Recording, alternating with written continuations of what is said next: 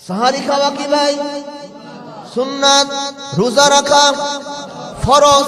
এখন যদি কোনো ঘটনা করবে আমি শেষ রাত্রে উঠতে পারলাম না, মুয়াজ্জিন সাহেব হ্যালো হ্যালো আর মাত্র 2 মিনিট বাকি, যারা খাননি তাড়াতাড়ি খেয়ে নেন, তখন আমার ঘুম ভেঙেছে, এখন কি করবেন?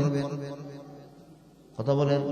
বলে সেহরি তো খাওয়ার সময় নেই, সুতরাং রোজা বাদ। কথা বলেন।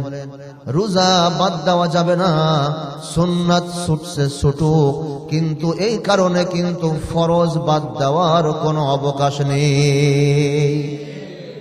কথা বলেন।